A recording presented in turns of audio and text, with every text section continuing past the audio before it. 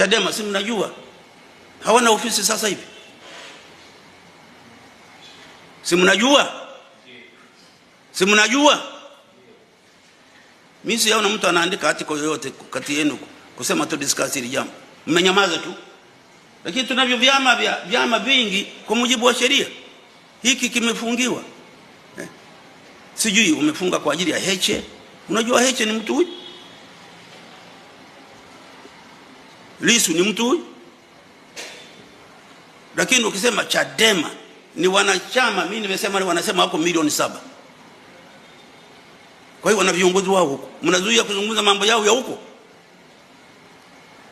It is not right.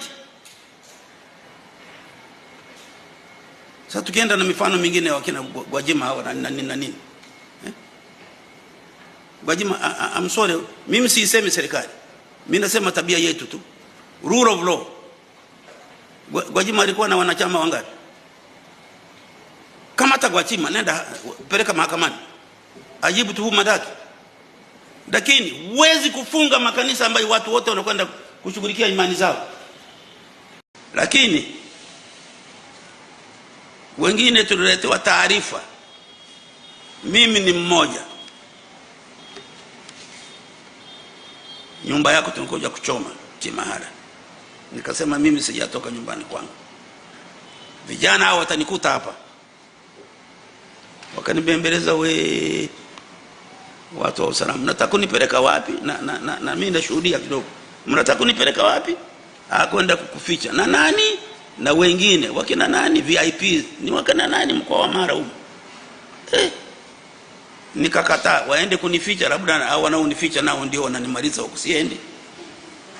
Nikamwambia jamani, mimi baadaye nitatii mlichosema, lakini nitajificha mwenyewe. Kwa hiyo nishuhudie na mimi nilijificha peke yangu, lakini sikumwambia mtu nakwenda. Hata mke wangu sikumwambia. Mke wangu nilikwenda naye. Wengine wote ndugu zangu wakawa nalia tu na nini, sikumwambia. Nimeambiwa nyumba inakuja kuchomwa. Bunda pale ya ndugu Wasira ilichomwa.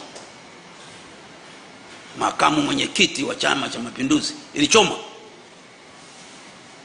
Bunda pale ofisi ya TRA ilichomwa. Na zingine mnajua hivi kwa ili kwa fujo namna hiyo.